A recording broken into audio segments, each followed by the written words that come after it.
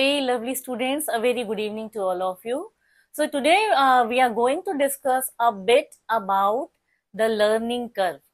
तो अक्सर जो है आपके बैचलर्स का भी ये एक बहुत ही इंपॉर्टेंट टॉपिक है, मास्टर्स में भी पूछा जाता है और कॉम्पिटिटिव लेवल्स में भी ये पूछा जाता है कि व्हाट इज लर्निंग कर्व।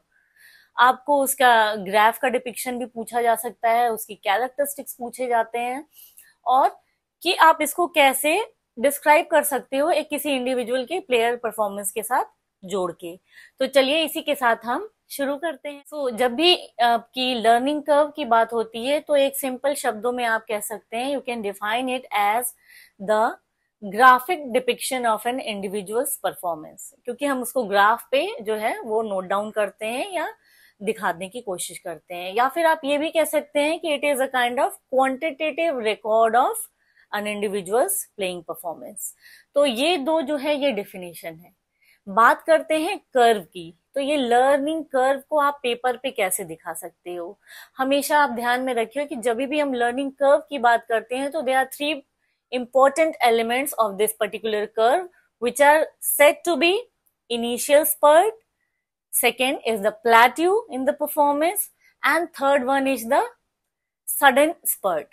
तो ये तीन चीजें बहुत इंपॉर्टेंट है आपके लिए जानना कि होती क्या है और आप इसको किसी भी परफॉर्मेंस से कैसे को रिलेट करके आप देख सकते हो या डिटेलिंग दे सकते हो। तो सबसे पहले हम बात करेंगे इनिशियल स्पर्ट की। तो आप एक ग्राफ अगर लेते हो, उसमें एक समय ऐसा आता है जब कोई भी प्लेयर जो है वो सीखना शुरू करता है, कोई ट्रेनिंग के अंडर जाता है, तो उसकी परफॉर्मेंस ना एक सडन इंक्रीज दिखता है।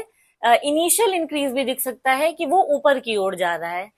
क्यों ऊपर की ओर जाता है? There are so many factors could be there, जैसे कि उसकी साइकोलॉजी जो काम कर रही है, उसका जो ट्रेनिंग का लेवल है, उसकी जो प्रीवियस लर्निंग है, all of the factors are contributing in the learning.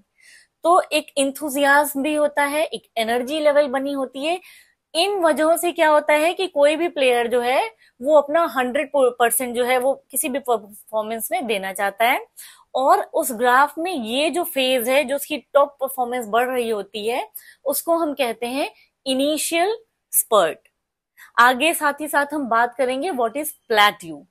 Plateau का सीधा सा मतलब होता है ठहराव। आप अपनी लाइफ में भी देखिए, अगर आप बहुत संघर्ष कर रहे हैं और बहुत टाइम से एक सेम काम करते आ रहे हैं तो लाइफ बड़ी मोनोटोनस हो जाती है। तो वही मोनोटोनी अगर आपकी ट्रेनिंग पीरियड में है, ट्रेनिंग फेज में है, तो उस वजह से कभी कभी क्या होता है, जो प्लेयर है वो अपना पीक परफॉर्मेंस नहीं दे पाता है। They are not able to show it physically and psychologically, even emotionally also. It could be that वो किसी प्रॉब्लम को फेस कर रहे हैं, इट कुड बी कि वो फटीग को सफर कर रहे हैं, it could be any of the reason. तो ये जो प्लेट्यू है वो एक पठार जैसा, एक प्लेन जैसा उस ग्राफ में आपको दिखेगा, जहां पे आपको बिल्कुल एक लेवल अप ना परफॉर्मेंस नीचे जाती दिखेगी ना ऊपर उठते दिखेगी।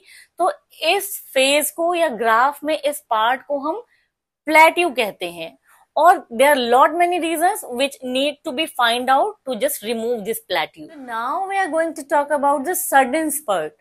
स्पर्ट मीन्स उछाल होता है। तो जैसे कि एक इनिशियल स्पर्ट आया था which was because of the previous knowledge, motivation, enthusiasm, and then came after the plateau.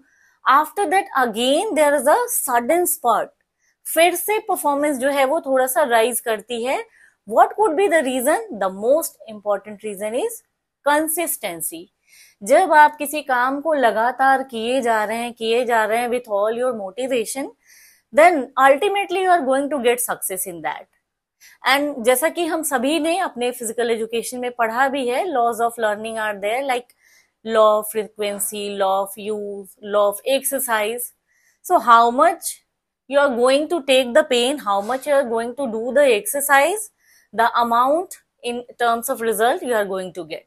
So this is the sudden spurt where again after the plateau you will get the top performance.